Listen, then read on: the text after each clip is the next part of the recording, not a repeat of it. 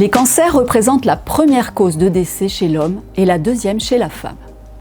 Chez nos animaux domestiques, on sait qu'un chien sur 3 et un chat sur 3 à 5 développera un cancer au cours de sa vie et que c'est la première cause de mortalité aussi.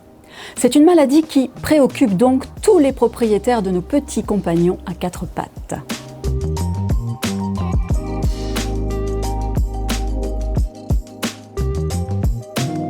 C'est une maladie complexe résultant d'une prolifération incontrôlée de cellules anormales qui vont envahir un organe et peuvent se propager sous forme de métastases à distance. À cette fin, les cellules tumorales ont acquis ce qu'on appelle des propriétés caractéristiques communes que n'ont pas les cellules normales. En effet, la cellule normale ne se divise qu'un nombre limité de fois et est censée mourir. Ce sont les hallmarks of cancer, définis pour la première fois en 2000.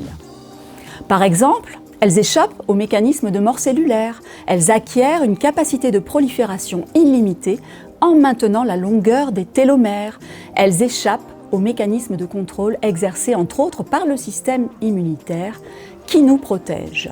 S'il y a ces caractéristiques fondamentales des cellules tumorales, on a compris, et cela a été publié en 2011 par la même équipe, qu'il existe également un micro-environnement particulier qui va favoriser leur développement.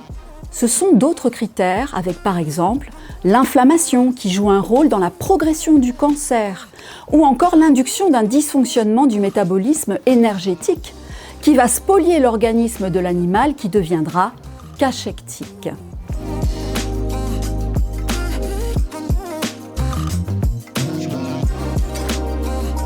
On comprend pourquoi traiter un cancer au développement si complexe relève d'une prise en charge multimodale.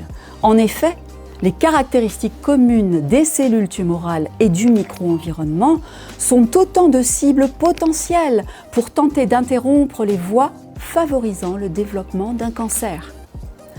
On utilisera une combinaison de traitements, la chirurgie, la radiothérapie, la chimiothérapie ou encore des thérapies ciblées sur les anomalies des cellules tumorales et du micro-environnement, mais aussi des traitements de soutien de l'organisme fragilisé.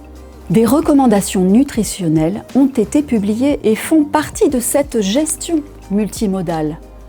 On va donc agir sur le cancer qui détériore l'organisme de notre animal en utilisant différentes armes à notre disposition pour lutter efficacement contre cet ennemi redoutable.